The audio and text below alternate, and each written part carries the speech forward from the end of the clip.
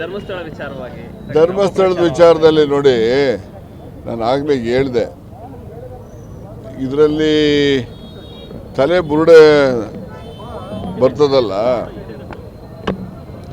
ತಲೆ ಬುರುಡೆ ತೆಗಿತಕ್ಕಂಥದ್ದು ಬಾಡಿನ ನಾವು ಭೂಮಿನಲ್ಲೇ ಹಾಕಿ ಮಣ್ಣು ಮಾಡಿದ ಮೇಲೆ ಆ ತಲೆ ಬುರುಡೆ ತೆಗೆದಿರ್ತಕ್ಕಂಥದ್ದು.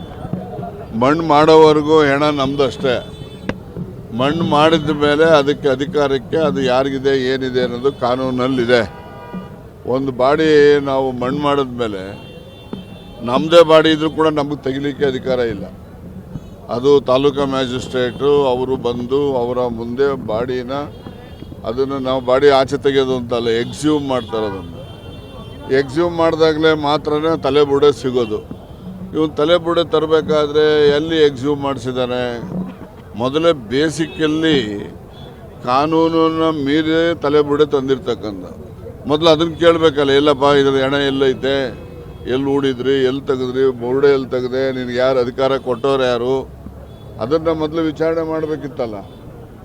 ಅದನ್ನೇ ವಿಚಾರಣೆ ಮಾಡದೆ ತಲೆ ಬುರುಡೆ ಇಟ್ಕೊಂಡು ದೇಶದಲ್ಲೆಲ್ಲ ಧರ್ಮಸ್ಥಳಕ್ಕೆ ಅಪಕೀರ್ತಿ ತರೋವಂಥ ಪ್ರಯತ್ನ, ಮತ್ತು ಇತರ ಏಜೆನ್ಸಿಗಳು ವಿನಾಕಾರಣ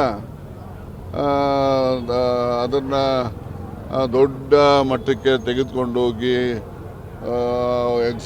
ಎಲ್ಲ ಗುಂಡಿಗಳು ತೆಗೆಯೋದು, ಎಲ್ಲ ಮನೆ ಮುಂದೆನೇ ಗುಂಡಿಗಳು ತೆಗೆದು ಪಾಪ ಮನೆಗಳಿಗೆಲ್ಲ ತೊಂದರೆಗಳು ಕೊಟ್ಟವ್ರಿಗೆ ಅಲ್ಲಿ. ಸೊ ಈ ಥರ ಎಲ್ಲ ಆಗಿದೆ. ಇದೆಲ್ಲ ಆಗ್ತಾ ಇರಲಿಲ್ಲ. ಪ್ರಾರಂಭಿಕ ಹಂತದಲ್ಲೇ ಸಾಮಾನ್ಯ ಜ್ಞಾನ ಬಳಸಿ ವಿಚಾರಣೆ ಪ್ರಾರಂಭ ಮಾಡಿದರೆ ಇದು ಇಷ್ಟೆಲ್ಲ ಅನಾಹುತಗಳು ಆಗ್ತಾ ಇರಲಿಲ್ಲ. ನೋಡಿ, ಇದು ಎಡಪಂಥೀಯರು ಬಲಪಂಥೀಯರು ಅನ್ನೋ ಇದನ್ನ ಒಪ್ಪೋದಿಲ್ಲ. ಇದು ಹಿಂದೆ ಸೌಜನ್ಯ ಪ್ರಕರಣದಿಂದ ಪ್ರಾರಂಭ ಆದಂಥದ್ದು. ಅಲ್ಲಿ ಸೌಜನ್ಯನಿಗೆ ನ್ಯಾಯ ದೊರಕಿಸ್ಕೊಡ್ಬೇಕು ಅಂತ ಹೋರಾಟ ಮಾಡ್ತಕ್ಕಂಥ ಒಂದು ಗುಂಪು ಇತ್ತು. ಮತ್ತು ಅದು ಸೌಜನ್ಯ ಪ್ರಕರಣ CBIವರೆಗೂ ಹೋಗಿ CBIನಲ್ಲಿ ಅಲ್ಲಿ ಅತ್ಯಾಚಾರನೇ ಆಗಿಲ್ಲ ಅಂತಕ್ಕಂಥ ವರದಿನ ಅವರು ಹೇಳಿದ್ದಾರೆ. ಹಾಗಾಗಿ ಅದು ಅಲ್ಲಿನ ಅಸಮಾಧಾನ ಆ ಸೌಜನ್ಯ ಪ್ರಕರಣದಿಂದ ಪ್ರಾರಂಭ ಆಗಿದೆ. ಅದಕ್ಕೆ ಯಾರು ಬೆಂಬಲ ಕೊಡ್ತಾರೆ, ಯಾರು ಬೆಂಬಲ ಕೊಡೋದಿಲ್ಲ ಅಂತಕ್ಕಂಥದ್ದನ್ನು ನಾವು ಇಲ್ಲಿಂದ ಹೇಳಲಿಕ್ಕೆ ಆಗೋದಿಲ್ಲ.